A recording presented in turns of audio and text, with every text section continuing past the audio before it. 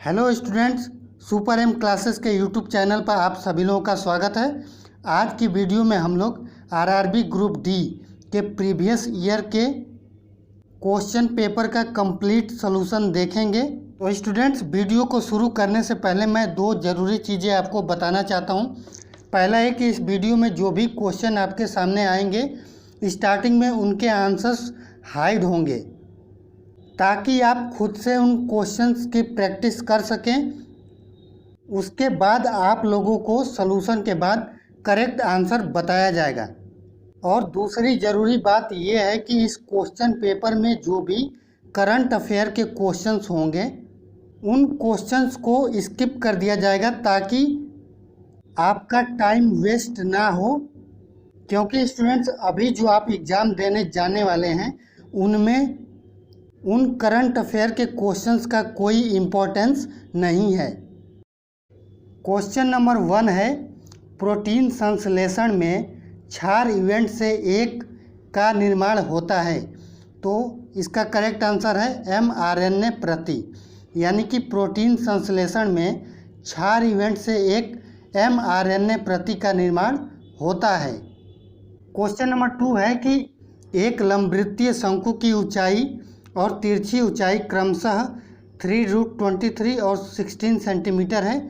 यहाँ पे आप देख सकते हैं, पहले से मैंने लिख दिया है ताकि आपका टाइम वेस्ट ना हो। कह रहा है कि पाई का मान 22/7 मानते हुए उक्त शंकु के वक्र पृष्ठ का क्षेत्रफल ज्ञात कीजिए।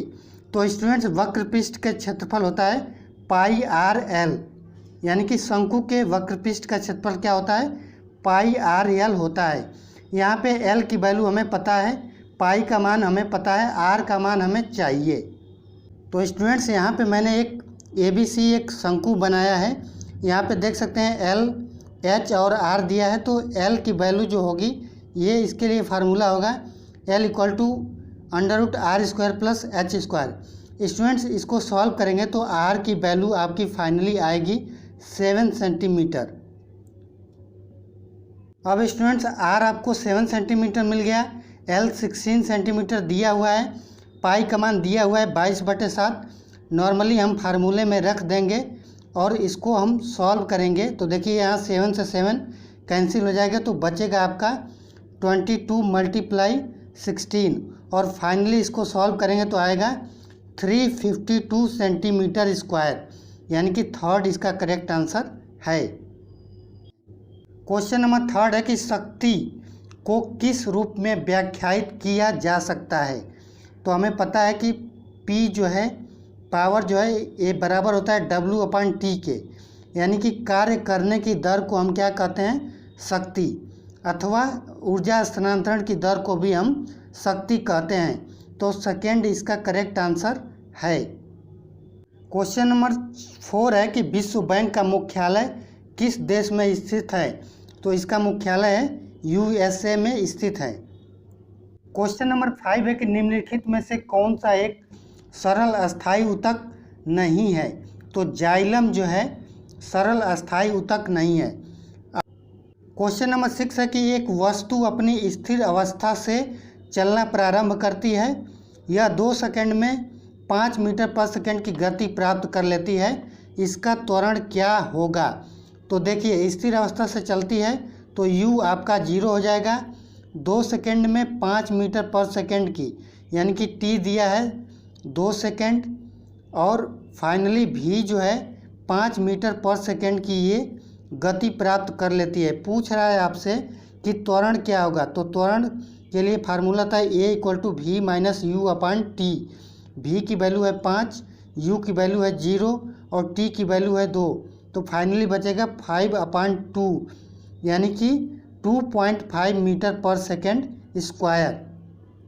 क्वेश्चन नंबर 7 है कि भारत का सबसे बड़ा उत्पादक, उपभोक्ता और आयातक है। तो दाल, इसका दाल करेक्ट आंसर है। यानी कि भारत सबसे ज़्यादा दाल का उत्पादन करता है, सबसे ज़्यादा दाल का उपयोग भी करता है और सबसे ज़्यादा दाल का आयात भी करता है। क्वेश्चन नंबर 8 है कि 14, 14, 42 और 77 का लघुत्तम समापवर्तक है। तो स्टूडेंट्स, इन तीनों संख्याओं का एलसीएम हम बहुत ही इजीली निकाल सकते हैं। यहाँ पे हम गुणनखंड विधि का यूज कर लेंगे। पहले 2 से डिवाइड करेंगे तो ये 7 हो जाएगा, ये 21 और ये 77 ही रह जाएगा। फिर फाइनली हम 3 से इसको अगर डिवाइड करते हैं तो ये 7, ये भी 7 और 77 रह जाएगा। इसको हम अगर 7 से डिवाइड करते हैं तो ये 1 हो जाएगा, ये भी 1 और ये 11 रह जाएगा। और फाइनली इसको हम 11 से डिवाइड करेंगे तो ये सारे 1 हो जाएंगे। अब इन सब का हम मल्टीप्लाई करेंगे, यानी कि 2 × 3 × 7 × 11 और इसको सॉल्व करेंगे तो आपका आंसर आएगा 462, यानी कि 14, 42 और 77 का एलसीएम क्या होगा 462। क्वेश्चन नंबर 9 बोर्डमास रूल पर आधारित एक क्वेश्चन है। यहाँ पे हमें पता है कि सबसे पहले हम ब्रैकेट को सॉल्व करते हैं। ब्रैकेट में भी स्मॉल वाले ब्रैकेट को हम सबसे पहले सॉल्व करते हैं। तो चूंकि यहाँ पे सिर्फ स्मॉल वाला ब्रैकेट है, इसको सॉल्व करेंगे। अब देखिए यहाँ पे जब हम ब्रैकेट सॉल्व करेंगे तो ये -18, हमें पता है कि सबसे पहले हम डिवाइड करते हैं तो 35 को 5 से डिवाइड करेंगे तो ये हो जाएगा आपका 7। फाइनली यहाँ पे -15 और ये -18 और -7 मिल के बन जाएंगे -25। अब आगे अब इसको सॉल्व करेंगे तो ये -15, यहाँ पे ये माइनस है और यहाँ अंदर भी माइनस है तो ये प्लस हो जाएंगे और बचेगा आपका 25। अब 25 में से 15 माइनस करेंगे तो बचेगा आपका 10, यानी कि थर्ड इसका करेक्ट आंसर है। क्वेश्चन नंबर 10 कथन निष्कर्ष का क्वेश्चन है। कह रहा है कि कथन में कह रहा है कि सभी चट्टानें खनिज हैं। तो चलिए इसका डायग्राम बना लेते हैं। ये आपका मान लेते हैं कि चट्टान है, ठीक है, ये मैं लिख दे रहा हूँ, ये चट्टान है। कह रहा है कि सभी चट्टानें खनिज हैं, ठीक है, तो ये आपका खनिज हो गया। खनिज को मैंने यहाँ से ख से लिख दिया है। दूसरा स्टेटमेंट है कि सभी खनिज अयस्क हैं। तो ठीक है, सभी खनिज को हम अयस्क कर दे रहे हैं, इस वाले को मैं अ से लिख दे रहा हूँ। अब यहाँ पे कथन निष्कर्ष 1 है कि सभी चट्टानें अयस्क हैं। तो यहाँ पे देख सकते हैं कि चट्टानें अयस्क के अंदर हैं, तो ये आपका करेक्ट निष्कर्ष है। दूसरा है कि सभी खनिज चट्टानें हैं, तो ये आपका गलत हो जाएगा, यानी कि केवल निष्कर्ष 1 अनुसरण करता है। क्वेश्चन नंबर 11 है कि जब एक धातु पानी के साथ क्रिया करती है तो कौन सी गैस निकलती है? तो हाइड्रोजन गैस निकलती है। क्वेश्चन नंबर 12 है कि भारत का प्रथम वायसराय कौन था? तो लॉर्ड कैनिंग जो है प्रथम वायसराय था, जो कि 1857 की क्रांति के समय गवर्नर जनरल था। क्वेश्चन नंबर 13 में एक सीरीज दिया है, पूछ रहा है कि इसका अगला पद कौन सा होगा। तो यहाँ पे स्टूडेंट देख सकते हैं कि 3 × 3 9, 9 × 3 27 और जब 27 × 3 करेंगे तो ये हो जाएगा 81। अब दूसरा बी से 4 आगे एफ है, एफ से 4 आगे जे है और जे से 4 आगे आपका होगा एन, तो 81 इसका करेक्ट आंसर है। क्वेश्चन नंबर 14 में पूछ रहा है कि यहाँ पे अगली आकृति कौन सी होगी। तो स्टूडेंट्स आप देख सकते हैं कि यहाँ पे दूसरी आकृति में सबसे लास्ट वाले को सबसे पहले कर दिया है, फिर तीसरी में सबसे लास्ट वाले को सबसे पहले कर दिया है, तो इसी तरह से चौथी में सबसे लास्ट वाला सबसे पहले आ जाएगा, तो प्लस माइनस सबसे पहले आ जाएगा। ये सिर्फ और सिर्फ डी में दिया हुआ है, तो ये वाला आपका करेक्ट आंसर है। स्टूडेंट्स क्वेश्चन नंबर 15 और 16 करंट अफेयर क्वेश्चन थे, जिनको मैंने स्किप कर दिया है। क्वेश्चन नंबर 17 में कह रहा है कि ₹4500 पर 8% वार्षिक ब्याज की दर से 3 वर्ष में साधारण ब्याज और चक्रवृद्धि ब्याज के बीच का अंतर कितना होगा। तो स्टूडेंट्स 3 इयर्स के लिए CI और SI का अंतर निकालने के लिए डायरेक्ट फार्मूला होता है PR²/100 का स्क्वायर मल्टीप्लाई 300 + R/100। इस फार्मूले में यदि आप हर वैल्यू को पुट करेंगे और सॉल्व करेंगे तो इसका करेक्ट आंसर आएगा 88.7 रुपीज।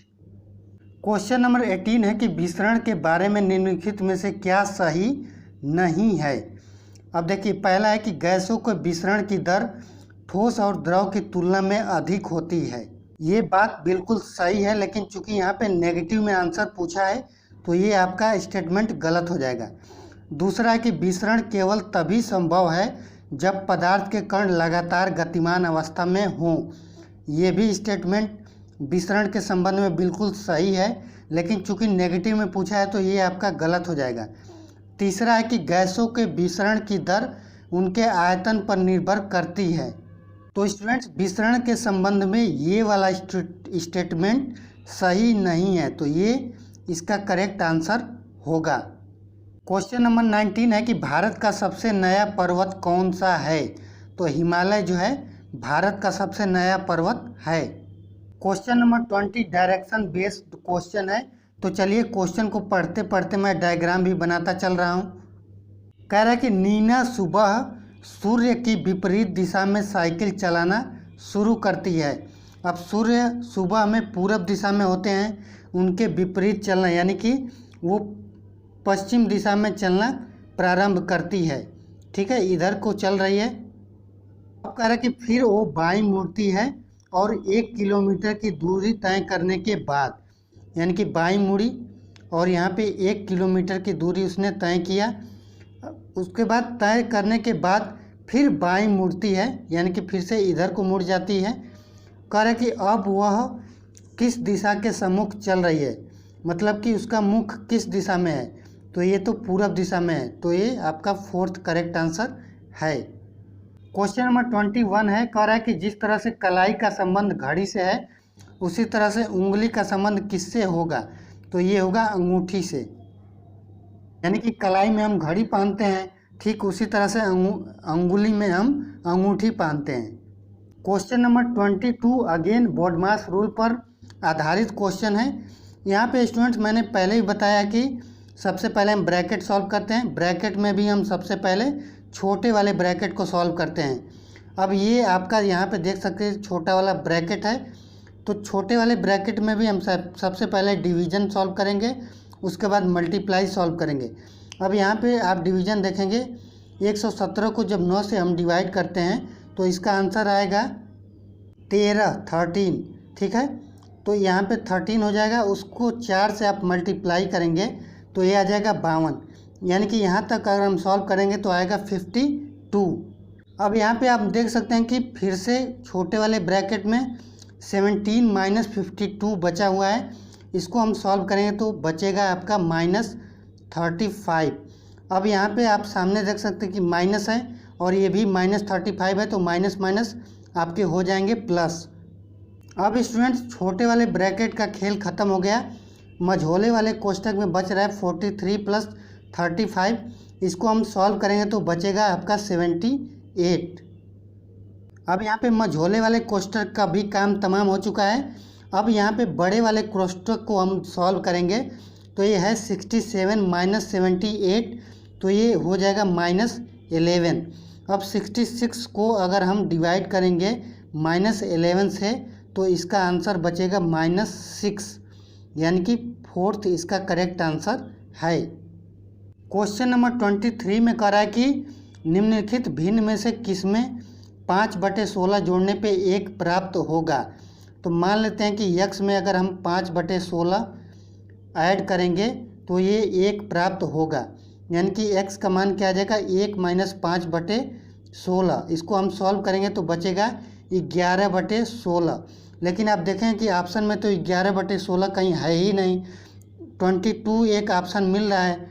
तो आप क्या करेंगे, यहाँ पे अगर हम ऊपर नीचे 2 से मल्टीप्लाई करते हैं तो ये बन जाएगा आपका 22/32, जो कि सेकंड आपका करेक्ट आंसर है। Question number 24 current affair question था, जिसको मैंने स्किप कर दिया है। क्वेश्चन नंबर 25 में पूछ रहा है कि यदि श्रृंखला x1 x2 x3 xn का अंक गणितीय माध्य 1 है तो x1/k x2/k x3/k xn/k का अंक गणितीय माध्य क्या होगा। तो ये बच जाएगा आपका 1/k, यानी कि थर्ड इसका करेक्ट आंसर है। क्वेश्चन नंबर 26 बॉडमास रूल पर आधारित क्वेश्चन है। यहाँ पे हम इसको सॉल्व करने के लिए हमें पता है कि सबसे पहले हम ब्रैकेट में छोटे वाले ब्रैकेट को सॉल्व करते हैं। अब छोटे वाले ब्रैकेट में भी यहाँ पे एक ऊपर लाइन है, यानी कि इसको बार बोलते हैं। सबसे पहले हम इसको सॉल्व करेंगे। अब 7 × 3 करेंगे तो ये बच जाएगा आपको 21। अब 21 से अगर 105 को डिवाइड करेंगे तो ये बचेगा आपका 5। ठीक है, मतलब क्या कि अगर हम छोटे वाले कोष्ठक में यहाँ तक अगर सॉल्व करेंगे तो इसका आंसर आएगा 5। अब यहाँ पे आप देख सकते हैं कि छोटा वाला कोष्ठक अभी बचा हुआ है। यहाँ पे 23 में से अगर हम 5 को माइनस करेंगे तो ये बचेगा आपका 18। अब 18 से अगर हम 90 को डिवाइड करेंगे तो ये बचेगा 5। तो स्टूडेंट्स फाइनली यहाँ बच रहा है 119 डिवाइडेड बाई 22 माइनस 5। अब इसको हम सॉल्व करेंगे, 22 में से 5 माइनस करेंगे तो ये बचेगा 17। तो फाइनली आपका बच क्या रहा है 119 डिवाइडेड बाई 17। इसको अगर हम सॉल्व करेंगे तो ये आएगा आपका 7। तो ये 7 यानी कि सेकंड इसका करेक्ट आंसर है।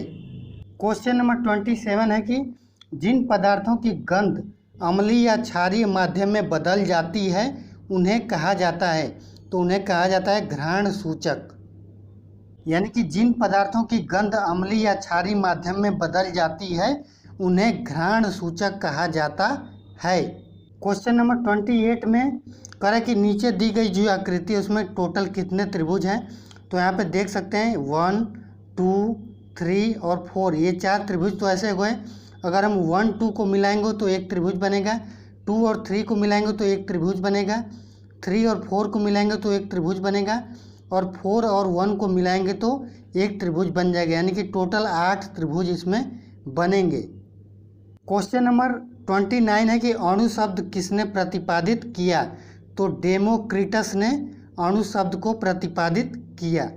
स्टूडेंट्स क्वेश्चन नंबर 30 आपका करंट अफेयर क्वेश्चन था जिसको मैंने स्किप कर दिया है। क्वेश्चन नंबर 31 में आपसे एक सीरीज का अगला टर्म पूछ रहा है। तो यहाँ पे आप देख सकते हैं कि 33 में 5 ऐड किया है तो 38 हुआ है, 38 में 10 जोड़ा है तो 48 हुआ है, 48 में फिर से 5 जोड़ा है तो 53। तो यहाँ पे फिर से अगर हम 53 में 10 जोड़ेंगे तो ये बनेगा आपका 63, यानी कि 63 इसका करेक्ट आंसर है। क्वेश्चन नंबर 32 है कि एक कंपनी एक कार्यक्रम की व्यवस्था करने की योजना बनाती है। यह अपने कार्यक्रम के कुल अपेक्षित व्यय को 5 व्यापक खंडों में विभाजित करती है जिसका वितरण निम्न है। तो यहाँ पे देख सकते हैं, यहाँ पे एक स्तंभ और कॉलम में एक डाटा दिया हुआ है। आपसे क्वेश्चन पूछ रहा है कि यदि कंपनी के तीसरे खंड पर 5000 खर्च किए हैं तो 5वें खंड पर खर्च कितना होगा। देख रहे हैं कि तीसरे खंड पे ये आपका 10 व्यय हो रहा है जो कि 5000 के इक्विवेलेंट है, यानी कि 10 जो है 5000 के इक्विवेलेंट है। अब 5वें खंड पे पूछ रहा है तो 5वें खंड पे देखिए ये 20 है, यानी कि 10 अगर 5000 है तो 20 कितना होगा, तो ये भी 2 गुना आ जाएगा, यानी कि 10,000 हो जाएगा। तो यह 10,000 इसका करेक्ट आंसर है। क्वेश्चन नंबर 34 है कि टंगस्टन का गलनांक है। तो टंगस्टन का गलनांक होता है 3380 डिग्री सेंटीग्रेड। टंगस्टन का यूज हम लोग विद्युत बल्ब बनाने में जो फिलामेंट का यूज किया जाता है वो टंगस्टन का ही बना होता है। Question number 35 current affair question था जिसे मैंने स्किप कर दिया है। क्वेश्चन नंबर 36 है कि यदि अल्फा और बीटा द्विघाती समीकरण, यहाँ पे एक द्विघात समीकरण दिया है, के मूल हैं तो हमसे पूछा है कि 2 alpha beta upon alpha plus beta का मान कितना होगा। तो फ्रेंड्स आपने 9th और 10th क्लास में पढ़ा होगा कि यदि ax² plus bx plus c अगर कोई द्विघात समीकरण है और अल्फा तथा बीटा उसके मूल हैं तो अल्फा प्लस बीटा का जो मान होता है वो -b अपॉन a होता है और अल्फा इंटू बीटा का जो मान होता है वो c अपॉन a होता है। तो आइए हम यहाँ पे देख लेते हैं कि अल्फा प्लस बीटा और अल्फा इंटू बीटा का मान क्या होगा। तो यहाँ पे स्टूडेंट्स अल्फा प्लस बीटा का मान आपका ये हो जाएगा और अल्फा इंटू बीटा का मान आपका यहाँ पे ये हो जाएगा। आपसे पूछा है 2 alpha beta upon alpha plus beta का मान। तो स्टूडेंट्स अगर हम 2 alpha beta upon alpha beta का मान निकालेंगे तो कुछ इस तरह से वैल्यू हम पुट करेंगे। आप देखें कि ये दोनों आपस में कैंसिल आउट हो जाएंगे, तो फाइनली आपका बचेगा 2 × 2 जो कि होगा आपका 4। तो 4 इसका करेक्ट आंसर है। क्वेश्चन नंबर 37 है कि प्रायः खबरों में रहने वाली आन सान सू की का संबंध किस देश से है। तो ये म्यांमार की हैं, जो कि नोबल पीस प्राइज विनर हैं और बहुत ही प्रसिद्ध साहित्यकार हैं। क्वेश्चन नंबर 38 है कि एक ट्यूब किसी टैंक को 15 घंटे में भर सकती है। तली में रिसाव होने के कारण यह 20 घंटे में भरता है। यदि टैंक पूरा भरा हुआ हो तो रिसाव के कारण यह कितने समय में खाली हो जाएगा। मान लेते हैं कि ट्यूब ए है जो कि 15 घंटे में भरता है, और ट्यूब और रिसाव मान लेते हैं कि रिसाव बी है। ये दोनों मिल करके उसी टैंक को 20 घंटे में भरते हैं। अभी इन दोनों का एलसीएम लेंगे तो ये 60 हो जाएगा, यानी कि जो पानी का टैंक है उसका टोटल कैपेसिटी 60 है। अब चूंकि ये 15 घंटे में भरता है तो इसका जो क्षमता है वो आपका 4 हो जाएगा, और ए प्लस बी दोनों की क्षमता मिल करके 3 होगी। अब यहाँ से आप देख सकते हैं कि चूंकि ए की क्षमता अकेले 4 है और ए प्लस बी दोनों की क्षमता मिल करके 3 हो रही हैं, यानी कि निश्चित रूप से बी की जो क्षमता है वो -1 होगा। यहाँ पे जो ऋण चिन्ह है वो ये दर्शाता है कि यहाँ पे रिसाव हो रहा है। अब स्टूडेंट रिसाव का जो क्षमता है वो है 1, टोटल काम है 60, तो 60/1 करेंगे, यानी कि टंकी में रिसाव होने के कारण टैंक जो है 60 घंटे में पूरी तरीके से खाली हो जाएगा। क्वेश्चन नंबर 39 है, एक संख्या है, कह रहा है कि ये संख्या 9 से पूर्णतः विभाज्य है, तो x का मान क्या होगा। तो स्टूडेंट्स हमें पता है कि अगर कोई संख्या 9 से पूर्णतः विभाजित है तो उस संख्या के अंकों का योग भी 9 से पूर्ण रूप से विभाजित होगा। अब संख्या का अंकों का योग अगर हम निकालेंगे तो ये आएगा x + 22। अब स्टूडेंट्स 22 में हम क्या ऐड करें जो कि 9 से पूर्ण रूप से विभाजित होगा। तो निश्चित रूप से अगर हम x की जगह पे हम 5 पुट करते हैं तो ये पूरी संख्या का अंकों का योग 27 हो जाएगा, जो कि 9 से पूर्णतः विभाजित होगा। तो यहाँ पे x का मान कितना हो जाएगा, 5। क्वेश्चन नंबर 40 है कि बल और विस्थापन का गुणनफल कहलाता है। तो हम जानते हैं कि कार्य बराबर होता है बल गुणे विस्थापन, तो कार्य ही इसका आंसर है। Question number 41 current affair question था जिसे मैंने स्किप कर दिया है। क्वेश्चन नंबर 42 में दिया है कि निम्नलिखित में से कौन सा पैटर्न नीचे दिए गए चित्र के पैटर्न की तरह दिखता है। यानी कि आंसर में जो 4 आकृतियां दी हुई हैं इनमें से कौन सी ऐसी है जो प्रश्न की आकृति की तरह है। तो सी जो है इसका करेक्ट आंसर है। क्वेश्चन नंबर 43 है कि 1,08,900 का वर्गमूल क्या है। तो इसका करेक्ट आंसर है 330। क्वेश्चन नंबर 44 है कि विषम की पहचान करिए। यहाँ पे आप देख सकते हैं कि 19 होता है, 19 से 1 कम 18 है, 21 से 1 कम 20 है, 23 से 1 कम 22 है, लेकिन यहाँ 25 और 25 दोनों बराबर हैं, तो ये वाला आपका विषम है, यानी कि सी आपका करेक्ट आंसर है। क्वेश्चन नंबर 45 में कह रहा है कि निम्न चित्र में कितने वृत्तखंड हैं। तो इसका जो करेक्ट आंसर होगा फ्रेंड्स वो है 20, इसमें वृत्तखंड हैं। माय डियर फ्रेंड्स, इस वीडियो में वृत्तखंड को काउंट करके बताना पॉसिबल नहीं है क्योंकि उससे वीडियो बहुत ज़्यादा लंबी हो जाएगी। आप खुद से काउंट करके देख सकते हैं। क्वेश्चन नंबर 46 है कि दक्षिण एशियाई खेल परिषद SASC का गठन किस वर्ष में हुआ था। तो इसका करेक्ट आंसर है 1983 में। Question number 47 current affair question था जिसे मैंने स्किप कर दिया है। क्वेश्चन नंबर 48 में है कि निम्नलिखित धातुओं में से कौन सी कक्षीय तापमान पे द्रव अवस्था में होती है। तो इसका करेक्ट आंसर है पारा। पारा का यूज कहाँ होता है, तो डॉक्टरी थर्मामीटर में होता है। इसको हम मरकरी भी कहा जाता है और इसका जो सिंबल होता है Hg होता है। Question number 49 current affair question था जिसे मैंने स्किप कर दिया है। क्वेश्चन नंबर 50 में है कि भारत सरकार के आयकर विभाग द्वारा आय घोषणा योजना वर्ष में शुरू की गई थी। तो किस वर्ष में शुरू की गई थी? 2016 में शुरू की गई थी। क्वेश्चन नंबर 51 है कि भारतीय फिल्म निर्देशक गुरुदत्त का वास्तविक नाम क्या था?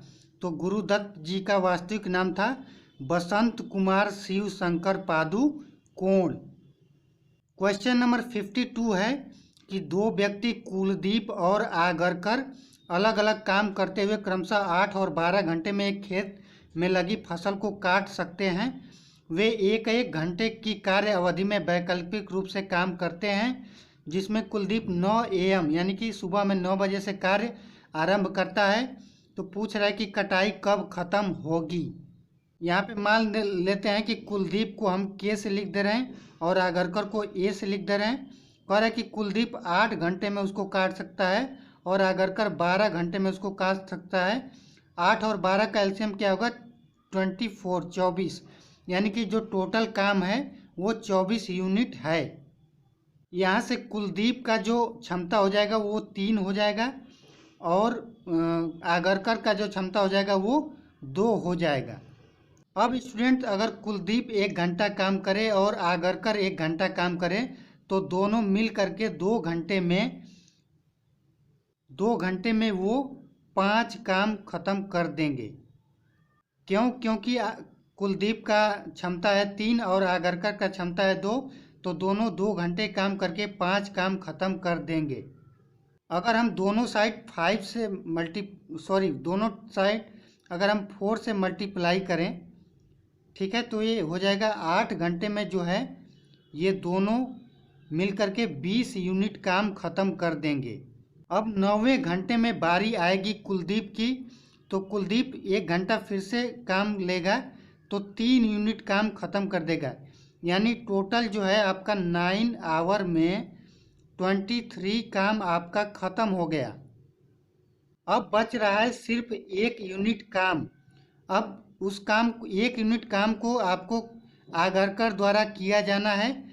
चूँकि आगरकर की क्षमता 2 है तो वो 1 घंटे में काम न करके बल्कि उसको 30 मिनट में ही समाप्त कर देगा। तो फाइनली स्टूडेंट्स टोटल टाइम कितना लगा? 9 आवर और 30 मिनट्स। ठीक है, अब काम चूँकि सुबह में 9 बजे शुरू हुआ है तो 9 बजे शुरू होने के 9 घंटा 30 मिनट बाद जो टाइम होगा वो शाम के 6:30 होगा, यानी कि 6:30 PM। तो 6:30 PM इसका करेक्ट आंसर है। क्वेश्चन नंबर 53 है कि ललिता एक फैशन बुटीक शुरू करने की योजना बना रही है और वह शुरुआती लागत के रूप में 20,000 निर्धारित करती है। नीचे दी गई तालिका के आधार पर ज्ञात कीजिए कि उसके द्वारा किए जाने वाले अन्य खर्चों के लिए कितनी धनराशि बच जाएगी। अब उसने बिना सिले हुए कपड़ों के लिए 50% खर्च कर दिए हैं और सिलाई में सहायक उपकरण लेने के लिए उसने 20% खर्च कर दिए हैं। तो टोटल उसने 70% तो खर्च कर दिया है। उसके पास बचा कितना? 30%। अब 30% उसके पास बच रहा है तो 20,000 का अगर हम 30% काउंट करेंगे तो ये आ जाए 30% अगर हम काउंट करेंगे तो ये बच जाएगा आपका 6,000 रुपये। ठीक है, तो 6,000 इसका करेक्ट आंसर होगा। Question number 54 current affair question था जिसे मैंने स्किप कर दिया है। अब यहाँ पे क्वेश्चन नंबर 55 में आप देखेंगे, यहाँ पे एक नोट लिखा है कि for this question discrepancy is found in question answer. यानी कि ये जो क्वेश्चन है 55 ये विवादित क्वेश्चन है, तो इस क्वेश्चन को भी मैं स्किप कर रहा हूँ। क्वेश्चन नंबर 56 है कि निम्नलिखित कथन और निष्कर्ष पर विचार कीजिए और तय कीजिए कि कौन से निष्कर्ष तार्किक रूप से कथन का अनुसरण करते हैं। अब कथन दिया है कि सभी मोबाइल ब्रांडों में से सैमसंग की बिक्री सबसे अधिक है। निष्कर्ष देखते हैं। कह रहा है कि अन्य मोबाइल ब्रांडों का मार्केट शेयर प्रचलित है, तो ये बिल्कुल अनुसरण करता है, क्योंकि कथन में यही कहा जा रहा है कि ये सभी जो ब्रांड हैं वो प्रचलित तो हैं, लेकिन सैमसंग की बिक्री सबसे ज़्यादा है, इसलिए पहला निष्कर्ष सपोर्ट कर रहा है। दूसरा है कि कोई अन्य मोबाइल ब्रांड लोकप्रिय नहीं है, तो ये आपका गलत हो जाएगा, इसलिए केवल निष्कर्ष एक अनुसरण करता है, ये ऑप्शन आपका बिल्कुल सही है। क्वेश्चन नंबर 57 है कि KIT शब्द का पार्श्व दर्शन छवि क्या होगा। तो KIT जो है इसका अगर हम दर्पण प्रतिबिंब निकालेंगे तो ये कुछ इस तरह से बनेगा। K ऐसे हो जाएगा, I ये आपका सीधा ही रहेगा और T आपका ऐसे हो जाएगा, तो B इसका करेक्ट आंसर है। क्वेश्चन नंबर 58 कह रहा है कि जलियांवाला बाग सामूहिक हत्याकांड किस वर्ष में हुआ था। तो 1919 में हुआ था। Friends, question number 59 current affair question था, जिसे मैंने स्किप कर दिया है। क्वेश्चन नंबर 60 है कि एक किलोग्राम की वस्तु 30 मीटर की ऊंचाई से भूमि पर गिराई जाती है, गुरुत्व बल द्वारा किया गया कार्य होगा। तो यहाँ पे दिया गया है कि 1 किलोग्राम की वस्तु को 30 मीटर ऊंचाई पे रखा गया है। तो 30 मीटर ऊंचाई पे अगर वस्तु है तो उसमें जो संचित ऊर्जा होगी वही कार्य के बराबर हो जाएगा। अब उसमें जो संचित ऊर्जा होगी वो स्थितिज ऊर्जा होगी, और स्थितिज ऊर्जा का फार्मूला था mgh। यहाँ पे m का मान 1 किलोग्राम दिया है, g का मान 10 लेने के लिए कहा है, और h का मान 30 मीटर दिया हुआ है। तो फाइनली ये हो जाएगा 300 जूल, 300 जूल इसका करेक्ट आंसर है। क्वेश्चन नंबर 61 है कि कह रहा है कि C जो है E और F की माँ है, F का विवाह Z से हुआ है, तो कह रहा है कि C का Z से क्या संबंध है। तो चलिए इसको डायग्राम बना के हम समझते हैं। अब यहाँ पे आप देखिए E और Z की जो माँ है वो C है। कह रहा है कि Z और F का शादी हुआ है, तो पूछ रहा है कि CF की क्या लगेगी। तो निश्चित रूप से ये सास लगेगी, तो सास इसका करेक्ट आंसर। क्वेश्चन नंबर 62 है कि निम्नलिखित में से कौन सा उच्च तापमान पर आसानी से ऑक्सीकृत नहीं होता है। तो इसका करेक्ट आंसर है मिश्र धातु, यानी कि मिश्र धातुएं उच्च तापमान पर भी आसानी से ऑक्सीकृत नहीं होती हैं। फ्रेंड्स, मैं आपको ये सलाह दूंगा कि कुछ चीज़ें आपको नई होंगी आपके लिए, तो उनको आप नोट जरूर कर लिया करें। क्वेश्चन नंबर 63 है कि हिमांशी ने एक टी शर्ट उसके अंकित मूल्य से 20% छूट पर खरीदी, परंतु इसे अंकित मूल्य पर बेच दिया। पूरे लेन देन में लाभ या हानि प्रतिशत क्या है। तो फ्रेंड्स, क्वेश्चन को समझिए। कह रहा है कि हिमांशी कोई चीज़ है जो जिसका प्राइस मान लेते हैं कि 100 रुपया है, उसको 20% छूट पे यानी कि 80 रुपये में खरीद लेती है, लेकिन 80 रुपये खरीदने के बाद उसको अंकित मूल्य पे ही यानी कि 100 रुपये में बेच देती है। तो आप देखिए कि 80 की चीज़ को हिमांशी ने 100 में बेच दिया, तो यहाँ पे निश्चित रूप से लाभ होगा। कितने का लाभ हुआ? 20 रुपये का लाभ हुआ। कितने पे लाभ हुआ? तो 80 रुपये पे लाभ हुआ। अब चूँकि परसेंटेज निकालना है तो हम 100 से मल्टीप्लाई कर देंगे और इसको सॉल्व करेंगे तो आएगा 25%, यानी कि हिमांशी को 25% का लाभ हुआ। तो यहाँ से बिल्कुल स्पष्ट है कि हिमांशु बहुत ही चालू लड़की है। क्वेश्चन नंबर 64 अगेन आप नोट में देखिए, यहाँ पे लिखा है कि for this question discrepancy is found in question and answer. तो ये विवादित क्वेश्चन है, इसको मैं फिर से स्किप कर रहा हूँ। क्वेश्चन नंबर 65 है कि चित्र में दर्शाई गई आकृति का निर्माण करने के लिए निम्नलिखित में से कौन सी आकृतियों का संयोजन किया गया है। ये एक चित्र है। कह रहा है कि ये चित्र किन किन आकृतियों से मिलकर के बना है। तो आप स्पष्ट देख सकते हैं कि ये ए और बी इन दोनों से मिल करके बना हुआ है, तो ए और बी इसका करेक्ट आंसर है। क्वेश्चन नंबर 66 है कि कॉपर के एक अणु में कितने परमाणु होते हैं। तो कॉपर के एक अणु में जो है 6.022 गुणे 10 के पावर 23 परमाणु होते हैं। क्वेश्चन नंबर 67 है कि मैकेनिकल एनर्जी इज। तो फ्रेंड्स, हमने पढ़ा है छोटी कक्षाओं में कि मैकेनिकल जो एनर्जी होता है वो काइनेटिक एनर्जी और स्टैटिक एनर्जी पोटेंशियल एनर्जी के सम के इक्वल होता है। तो इसका जो सेकंड ऑप्शन है the sum of kinetic energy and potential energy of an object ये करेक्ट आंसर है। यानी कि मैकेनिकल एनर्जी काइनेटिक एनर्जी और पोटेंशियल एनर्जी के सम के बराबर होता है। Question number 68 current affair question था जिसे मैंने स्किप कर दिया है। क्वेश्चन नंबर 69 है कि लाइट, यहाँ पे एक शब्द दिया है, कह रहा है कि इसका दर्पण प्रतिबिंब का चयन कीजिए। तो चलिए मैं इसको करके दिखा देता हूँ। यहाँ पे लाइट लिखा हुआ है, मान लेते हैं कि यहाँ पे एक दर्पण है, तो एल जो है आपका कुछ इस तरीके से बन जाएगा, आई आपका इसी तरह से रहेगा, जी आपका कुछ इस तरीके से हो जाएगा, एच आपका सेम रहेगा और टी भी आपका सेम रहेगा। तो यहाँ पे देख सकते हैं बी जो विकल्प है वो बिल्कुल सही है। क्वेश्चन नंबर 70 है कि एक 10 किलोग्राम की वस्तु 5 मीटर प्रति सेकंड की गति से गतिमान है, गतिज ऊर्जा क्या होगी? ये तो फ्रेंड्स बिल्कुल लल्लू लाल क्वेश्चन है। हमें काइनेटिक एनर्जी का फार्मूला पता है कि हाफ mv² के बराबर होता है। यहाँ पे 1/2 m का मान दिया हुआ है 10 और v का मान दिया है 5, तो 5 का स्क्वायर कर देंगे। अब 2 से 10 को हम काटेंगे तो 5 हो जाएगा, यानी कि फाइनली आपका 5 का क्यूब बचेगा और 5 के क्यूब का मान होता है 125। अब चूंकि का ऊर्जा है तो जूल इसका मात्रक हो जाएगा, 125 जूल इसका करेक्ट आंसर है। क्वेश्चन नंबर 71 में एक सीरीज दिया है, कह रहा है कि अगला पद निकालिए। ये भी एक लल्लू लाल क्वेश्चन है। आप यहाँ पे देखिए 20 से यहाँ पे 19 हुआ है, 19 से यहाँ पे 18 हुआ है और 18 से एक कम क्या होता है 17, 17 पे क्या होता है Q, तो Q इसका करेक्ट आंसर है। तो है ना फ्रेंड्स लल्लू लाल क्वेश्चन। क्वेश्चन नंबर 72 है, कह रहा है कि 6 बक्सों का कुल भार क्या है? प्रत्येक बक्से का भार बराबर है।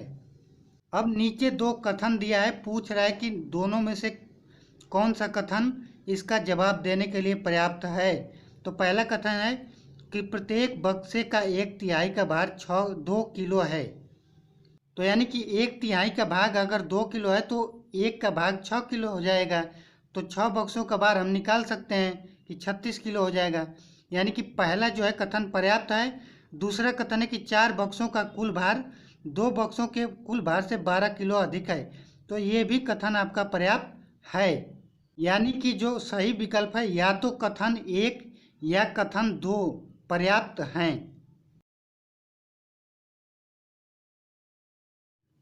क्वेश्चन नंबर 73 है कि निम्नलिखित में कौन सा तत्व मेंडलीव की आवर्त सारणी में एक निश्चित स्थान नहीं पा सका है? तो बेचारा हाइड्रोजन अभी तक मेंडलीव की आवर्त सारणी में निश्चित स्थान नहीं पाया है। क्वेश्चन नंबर 74 है कि दिए गए प्रश्न में संबंध में निम्नलिखित में से कौन सा तर्क मजबूत है? कथन है कि क्या सरकार द्वारा सब्जियों के स्थानीय बाजारों में पॉलीथीन बैग का उपयोग प्रतिबंध कर देना चाहिए? तर्क है हाँ, इससे पर्यावरण को अधिक हानि होती है, लोग सब्जियां खरीदने के लिए बैग ला सकते हैं। तो ये तो तर्क मजबूत है। दूसरा तर्क है कि नहीं यह सुविधाजनक है, ये तर्क मजबूत नहीं है, तो ये गलत हो जाएगा। यानी कि केवल तर्क फर्स्ट जो है मजबूत है। फ्रेंड्स क्वेश्चन नंबर 75 है कि भारतीय संविधान के अनुसार संविधान संशोधन विधेयक संसद के किस सदन में पारित हो सकता है? तो ये तो दोनों सदन में पारित होता है, यानी कि ऊपरी और निचले दोनों सदन में ये पारित होता है।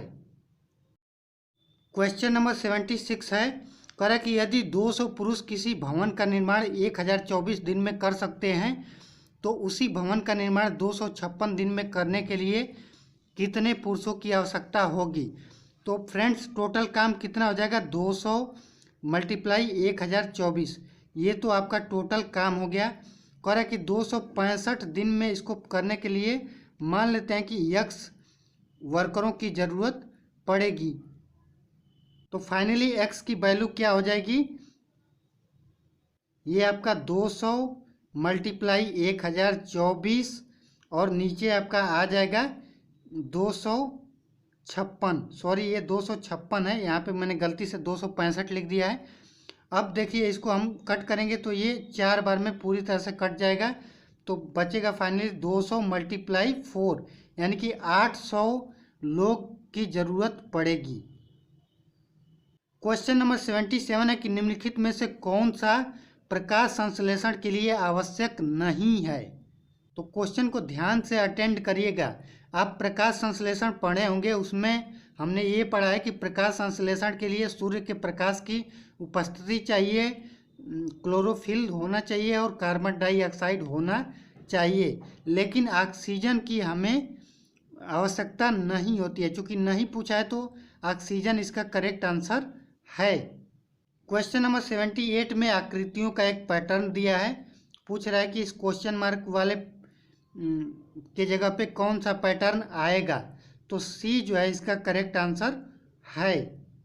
क्यों, यहाँ पे आप देख सकते हैं कि यहाँ पे एल जो है, दोनों एल टाइप के जो आकृतियाँ हैं बिल्कुल एक दूसरे के अपोजिट हैं। तो अगर हम इसके अपोजिट बनाएंगे तो एल कुछ इस तरीके का हो जाएगा और उसके पीछे दूसरी आकृति बच रही ये वाली होगी। इस तरह से सी जो है आपका करेक्ट आंसर होगा। क्वेश्चन नंबर 79 में कथन दिया है और धारणाएं दी हुई हैं। पूछ रहा है कि कौन सी धारणाएं कथन में अंतर्निहित हैं। तो कथन है कि लाफ्टर थेरेपी उत्तम वैकल्पिक चिकित्सा है। धारणा है कि हंसना सामान्य और सार्वभौमिक क्रिया है। तो ये तो अंतर्निहित है। दूसरा है कि हंसने से हमारे शरीर में हैप्पी हार्मोन्स स्रावित होते हैं जो प्रतिरक्षा तंत्र को मजबूत करते हैं। तो ये भी धारणा कथन में अंतर्निहित हैं, यानी कि फर्स्ट और सेकंड दोनों धारणाएं कथन में अंतर्निहित हैं। क्वेश्चन नंबर 80 कथन निष्कर्ष का सवाल है। कह रहा है कि कुछ नींबू लाल हैं। तो यहाँ पे आप देख सकते हैं कुछ नींबू लाल है का मैंने डायग्राम बना दिया है। दूसरा है कि कुछ चुकंदर नींबू हैं। अब कुछ चुकंदर नींबू हैं उसका भी मैंने डायग्राम बना दिया है। अब हम देखते हैं निष्कर्ष। कह रहा है कि कुछ नींबू कूद हैं। अब यहाँ पे कूद की तो बात हुई नहीं है, तो पहला निष्कर्ष आपका गलत हो गया है। दूसरा है कि चुकंदर लाल हैं। आप देख रहे हैं कि चुकंदर और लाल का कोई कनेक्शन है ही नहीं, तो दूसरा भी स्टेटमेंट आपका गलत है। तो फाइनली दोनों ही 1 और 2 अनुसरण नहीं करते हैं, ये आपका सही विकल्प है। क्वेश्चन नंबर 81 है कि एक वस्तु को अवतल दर्पण के सामने उसके फोकस बिंदु और वक्रता केंद्र के बीच स्थित एक बिंदु पर रखा गया है। निर्मित होने वाली छवि क्या होगी। तो स्टूडेंट्स आप एक ट्रिक याद रखिए, अवतल दर्पण के से जो प्रतिबिंब बनता है वो वायु इमेज बनता है। वायु यानी कि वास्तविक और उल्टा। तो वास्तविक और उल्टा इसका करेक्ट आंसर है। फ्रेंड्स क्वेश्चन नंबर 82 में एक्स और वाई का वैल्यू दिया हुआ है। यहाँ पे एक इसने इक्वेशन दिया है, उसका हमें मान निकालना है। अब चूंकि वीडियो में उसका मान निकाल के बताना पॉसिबल नहीं है, उससे वीडियो बहुत ज़्यादा लंबी हो जाएगी। इसका मैं आपको करेक्ट आंसर बता रहा हूँ। फर्स्ट इसका करेक्ट आंसर है 563/313। इसको आप अपनी रफ कॉपी में सॉल्व करके इसका आंसर ज़रूर निकाल लें। क्वेश्चन नंबर 83 है कि निम्नलिखित में से कौन सी पूर्ण धारणाएं नीचे दिए गए कथन में निहित हैं। अब देखिए लिखा है कि क्षेत्रीय बिक्री प्रबंधक ने अपने सहयोगी से कहा, मैं इस वर्ष की रिपोर्ट को शीर्ष प्रबंधन के सामने प्रस्तुत करने की उत्सुकता से प्रतीक्षा कर रहा हूँ। अब पूर्ण धारणा क्या है। पहला पूर्व धारणा है कि उस क्षेत्र में कंपनी ने कुछ नए अधिग्रहण किए हैं।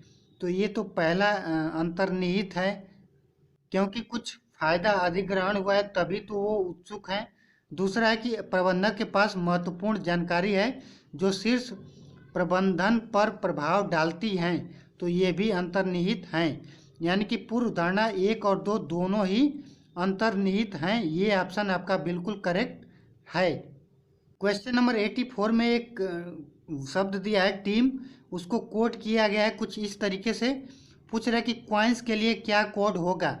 आप यहाँ पे देखेंगे टी का मान 20 होता है और डब्ल्यू का मान 23 होता है। तो यहाँ पे 3 की वृद्धि हुई है। यहाँ पे ई 5 होता है और एच 8 होता है। यहाँ पे 3 की वृद्धि हुई है, यानी कि जो पैटर्न है सब में +3 किया गया है। तो आइए देख लेते हैं कॉइन्स को हम क्या लिखेंगे। तो सी का वैल्यू 3 होता है। 3 में अगर हम 3 ऐड करेंगे तो 6 यानी कि एफ हो जाएगा। 15 में 3 ऐड करेंगे तो 18 यानी कि आर हो जाएगा। 9 में 3 ऐड करेंगे तो 12 यानी कि एल हो जाएगा। एन में यानी कि 14 में 3 जोड़ेंगे तो 17 यानी कि क्यू हो जाएगा। 19 में 3 जोड़ेंगे तो 22 यानी कि भी हो जाएगा। तो फर्स्ट इसका करेक्ट आंसर है। Friends, question number 85 current affair question था जिसे मैंने स्किप किया है। क्वेश्चन नंबर 86 में है कि मुक्त रूप से गिरना केवल और केवल निर्वात में संभव है। क्वेश्चन नंबर 87 में पूछ रहा है कि एप्पल ने किस वर्ष में आईपैड को मल्टीमीडिया डिवाइस के रूप में पेश किया। तो 2010 में एप्पल ने आईपैड को मल्टीमीडिया डिवाइस के रूप में पेश किया। क्वेश्चन नंबर 88 है कि तरुण, मानव, नीतू, हेमा और प्रिया एक पंक्ति में खड़े हैं। इस आधार पर निम्न प्रश्न का उत्तर देने के लिए निम्नलिखित कथनों में कौन सा पर्याप्त है। तो आइए हम क्वेश्चन पूछा है कि इन पांचों में से बीच में कौन खड़ा है। अब इस प्रश्न का उत्तर निकालने के लिए कौन से कथन पर्याप्त हैं। पहला कथन है कि नीतू सबसे लंबी है। दूसरा कथन है तरुण मानव की तुलना में लंबा है। तीसरा है कि हेमा उन सभी में सबसे छोटी है। और चौथा है कि मानव प्रिया से लंबा है। तो फ्रेंड्स, इस क्वेश्चन का आंसर निकालने के लिए हमें पांचों कथन, ये यानी कि यहाँ पे जो चारों कथन है इनकी ज़रूरत पड़ेगी। यानी कि कथन 1, 2, 3 और 4 ये पर्याप्त हैं। क्वेश्चन नंबर 89 है कि 85% वेतन खर्च करने के बाद आलोक प्रतिमाह 1200 रुपये बचाता है। उसका मासिक वेतन कितना है। तो अब देखिए 85% वेतन का खर्च कर देता है तो बचाता कितना है 15%। ये 15% बराबर है 1200 के। तो 1% किसके बराबर हो जाएगा। तो 1200 बटे 15 के, यानी कि 1% जो है आपका 80 के बराबर हो जाएगा। तो 100% उसका टोटल तनख्वाह होगा। तो 100% किसके बराबर हो जाएगा। तो ये 8000 के बराबर हो जाएगा। यानी कि आलोक का प्रतिमाह जो मासिक वेतन कितना है 8000 रुपये है। क्वेश्चन नंबर 90 में करा कि यदि प्लस को माइनस के रूप में और गुणा को भाग के रूप में व्यक्त किया जाए तो इस इक्वेशन का क्या मान होगा। तो देखिए फ्रेंड्स, हमने प्लस के जगह पे माइनस कर दिया और जहाँ जहाँ पे गुणा था वहाँ पे हमने डिवाइड का साइन लगा दिया है। अब इसको हम सॉल्व करेंगे तो ये आ जाएगा आपका -5। अब इसको -5 डिवाइडेड बाई 5, ये जो वैल्यूज होंगी ये 10 से हमें डिवाइड करना होगा। -5 को अगर हम 5 से डिवाइड करेंगे तो ये होगा -1 और इसको डिवाइड करना है हमें 10 से, तो ये फाइनली होगा -0.1 जो है इसका करेक्ट आंसर हो जाएगा। क्वेश्चन नंबर 91 है कि name the process in which a metal is attacked by substance around it such as moisture, acids etcetera. यानी कि क्वेश्चन का क्या मतलब है कि अगर हम किसी वस्तु को रख देते हैं तो वो कौन सी प्रक्रिया है जिसके कारण मॉइस्चर और एसिड का यूज करके उसका क्षरण होता है। तो उसको हम कहते हैं कोरोजन, यानी कि जंग लगना, उस प्रोसेस को हम बोलते हैं। क्वेश्चन नंबर 92 है कि विषम की पहचान करिए। फूल है, खरपतवार है, पत्ता है, तना है। तो फूल, पत्ता और तना ये तो एक पेड़ के भाग हैं, जबकि खरपतवार क्या है, ये आपका यहाँ पे विषम हो जाएगा। यानी कि बी, यानी कि फोर्थ इसका ऑप्शन करेक्ट है।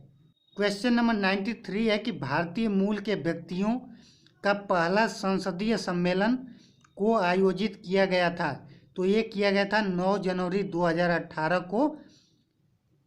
फ्रेंड्स, एक चीज़ याद रखिएगा, 9 जनवरी को हर साल प्रवासी भारतीय दिवस मनाया जाता है क्योंकि 9 जनवरी को महात्मा गांधी जी भारत लौटे थे। Question number 94 current affair question था जिसे मैंने स्किप कर दिया है। क्वेश्चन नंबर 95 में है कि एक शब्द है मैट को इसने ये KYR कोड किया है। पूछ रहा है कि हिज को कैसे हम कोड करेंगे। अब यहाँ पे देखेंगे जो पैटर्न है, ये 13 से 11 हुआ है यानी कि -2 हुआ है। A से Y हुआ है, यहाँ पे -2 हुआ है। और यहाँ पे 20 से 18 हुआ है तो यहाँ पे -2 हुआ है, यानी कि सब में से -2 कर देना है। तो आइए हम देख लेते हैं कि हिज को क्या कोड लिखेंगे। तो हमें पता है एच का मान 8 होता है, इससे 2 कम करेंगे तो ये 6 यानी कि एफ हो जाएगा। 9 से 2, 9 पे आई होता है, उससे 2 कम करेंगे तो 7 होगा यानी कि जी हो जाएगा। 19 से 2 कम करेंगे तो ये क्यों हो जाएगा, यानी कि फोर्थ यानी कि एफ जी क्यों करेक्ट आंसर है। क्वेश्चन नंबर 96 है कि लैंगिक प्रजनन के दौरान जब दो अलग अलग जीवाणु कोशिकाएं संयोजित होते हैं तो वे किसका निर्माण करते हैं, तो युग्मनज का निर्माण करते हैं। यानी कि जब अंडाणु और शुक्राणु आपस में मिलते हैं तो वो युग्मनज का निर्माण करते हैं। क्वेश्चन नंबर 97 है which of the below is not a part of 5 kingdom classification by Whittaker. तो जो विटेकर का 5 किंगडम क्वालिफिकेशन है उसमें उन्होंने प्रोटोजोआ का क्लासिफिकेशन नहीं किया है। क्वेश्चन नंबर 98 में पूछ रहा है कि कौन सा वेन आरेख गाजर गोभी और सब्जियां में संबंध बता रहा है। तो फर्स्ट वाला जो है ये गाजर गोभी और सब्जियां में संबंध बता रहा है। ये बड़ा वाला आपका सब्जियां हो जाएगा, ये इसका गाजर हो जाएगा और ये गोभी हो जाएगा। क्वेश्चन नंबर 99 है कि ऑक्टेटस का न्यूलैंड सिद्धांत केवल तक लागू होता है।